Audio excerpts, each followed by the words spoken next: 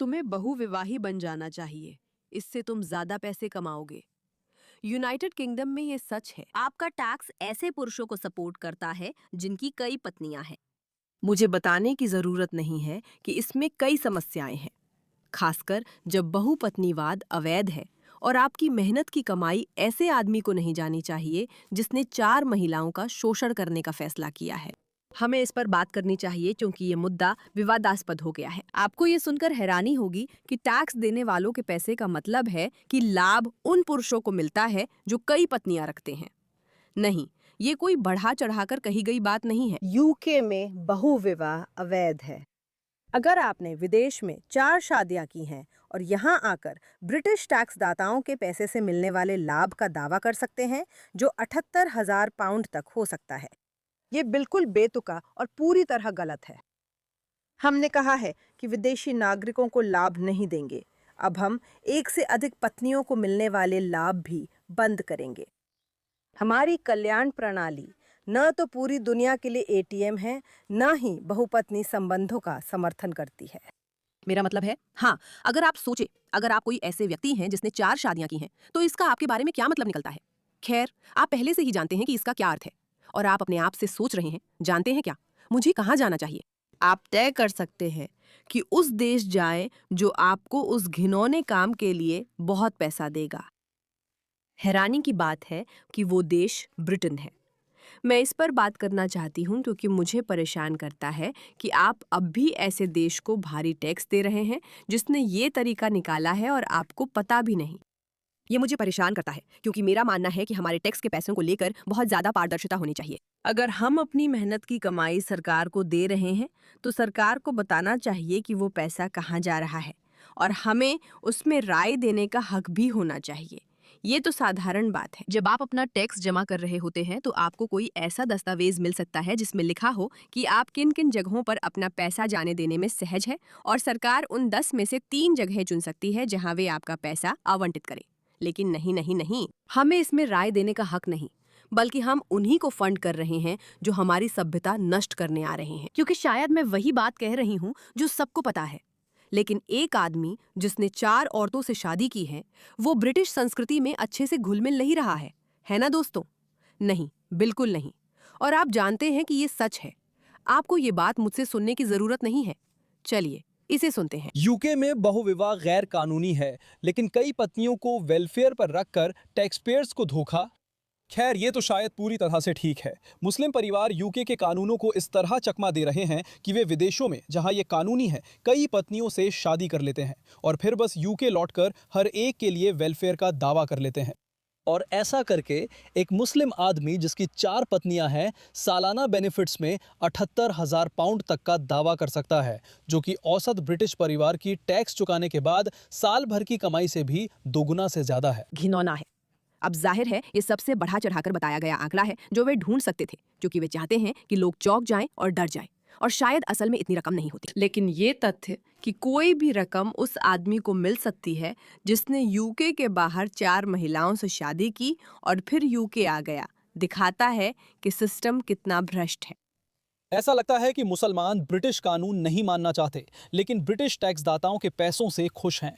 ऐसा हमेशा ही होता है। उन्हें घुलने मिलने या हमारी तरफ से मिलने वाली अलग अलग चीजों से कुछ सीखने में कोई दिलचस्पी नहीं है। वे हमसे जितना ले सकते हैं उसमें ही रुचि रखते हैं। जो लोग सोचते हैं कि बहुविवाह कोई बड़ी बात नहीं है। आइए इस बारे में, इन आंकड़ों के बारे में थोड़ा बात करते हैं। कैम्ब्रिज की पूर्व पीएचडी छात्रा नबीला फिलिप्स ने पढ़ाई छोड़कर लंदन के व्यवसायी हसन फिलिप्स की दूसरी पत्नी बनना चुना, जो इस्लामी बहुविवाही व्यवस्था में थे। बाद में हसन ने तीसरी पत्नी भी रख ली। ब्रिटेन में यूके कानून के तहत द्विविवाह अवैध होने के बावजूद 20,000 तक अनौपचारिक बहुविवाही मुस्लिम शादियां हो सकती हैं। 20,000 अनौपचारिक बहुविवाही मुस्लिम शादियां। अब मुस्लिम पुरुष बहुविवाह के कारण प्रत्येक के पास 20 पत्नियां हैं।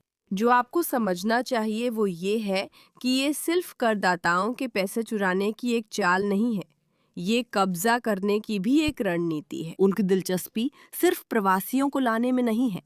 अगर आप कई महिलाओं से शादी करेंगे तो आपके कई बच्चे हो सकते हैं, बहुत सारे बच्चे। और अगर आपके बहुत सारे बच्चे हैं तो सोचिए क्या होता है। आप जल्दी से कब्जा कर सकते हैं। तो आप टैक्स देकर उन लोगों को फंड कर रहे हैं जो आपके समाज में विश्वास नहीं रखते, ताकि वे इतनी महिलाओं से शादी कर सकें कि आपके समाज पर कब्जा कर सकें। मैं कहूंगी कि इससे हम में से बहुतों को काफी गुस्सा आना चाहिए। जब हमें एहसास हुआ कि ये शो हमारा फुल टाइम जॉब बनने वाला है, तो हमने समझा कि हमें स्पॉन्सर्स की जरूरत होगी। लेकिन मैं इस बात पर अड़ी रही कि हम सिर्फ वही चीजें एडवर्टाइज करेंगे जो हमारे फॉलोअर्स के लिए अच्छी हों। हम ऐसी कंपनियों की तलाश में हैं जो आपकी जिंदगी बेहतर बनाए। चैप्टर हमारी पहली पसंद है। आपको मेरी जरूरत नहीं है ये बताने के लिए कि मेडिकेयर में कई समस्याएं हैं और ये महंगी भी है, और ये बात मुझे बहुत परेशान करती है, लेकिन इसी वजह से चैप्टर का वजूद है। कृपया बताएं कि आपने उनका इस्तेमाल इसलिए शुरू किया क्योंकि वे आपकी मदद सही प्लान चुनने में करते हैं, ना कि सलाहकारों के फायदे के लिए। यूजर्स औसतन $1100 से ज्यादा बचा रहे हैं। उनकी कॉल फ्री है, इसमें करीब 20 मिनट लगते हैं, और ये आपको पैसे व तनाव से बचा सकता है। चैप्टर को 6106-8037 पर कॉल करें। वो है 6,08,037। ऐसा करते समय पुशबैक का समर्थन करें। अगर आप कहेंगे मेरा के ये सच नहीं है, आप बढ़ा चढ़ाकर क्यों बोल रही हैं, आप उनकी बात क्यों नहीं सुनती। इस्लाम से पहले अरब में बहुपत्नी प्रथा थी और कोई सीमा नहीं थी, लेकिन इस्लाम ने इसे 4 तक सीमित किया। जब पुरुष एक से अधिक पत्नी से विवाह करे तो उसे बहुपत्नीवाद कहते हैं। मैं हूँ बैठक में आओ। बहुविवाह या बहुविवाह, बहुविवाह या बहुविवाह। कोई जानता है क्या ये लड़की है या लड़का है? बहुत समय हो गया, बहुत समय। बहुत समय बाद मिले, आपसे मिलकर अच्छा लगा आपसे। मुझे भी। और ये आपकी पत्नी है? माशाल्लाह, बहुत अच्छा। मुझे आश्चर्य है कि क्या उसे पता है कि वो कैसी दिखती है, क्योंकि मुझे तो नहीं पता।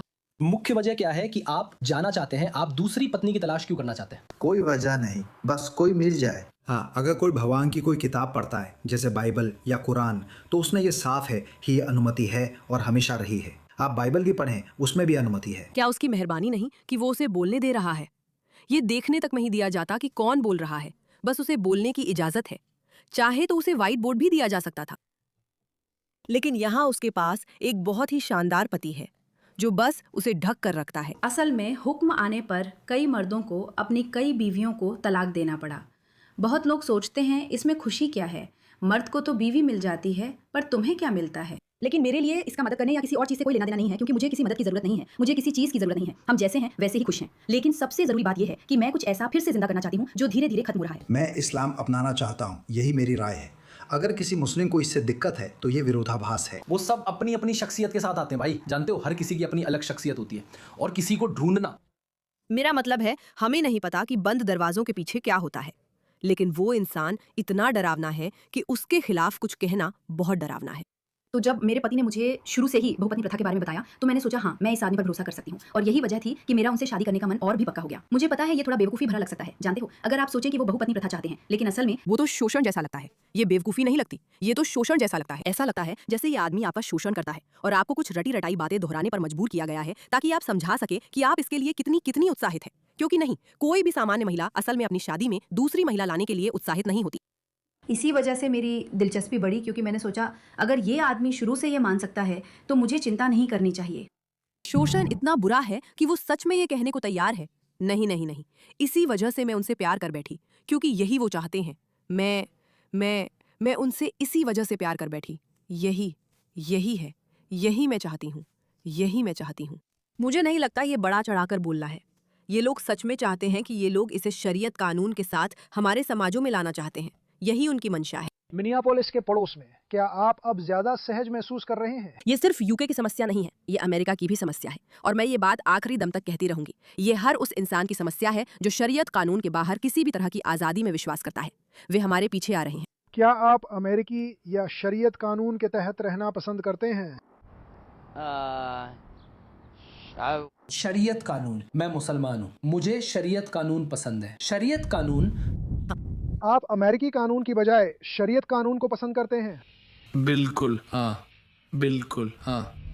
देख लिया आपने मेरे दोस्तों, ये लोग 4 पत्नियां रखने को तरजीह देते हैं, बजाय इसके कि हम जैसे उस एक व्यक्ति से प्यार करें और उसकी परवाह करें जिससे हमारी शादी हुई है।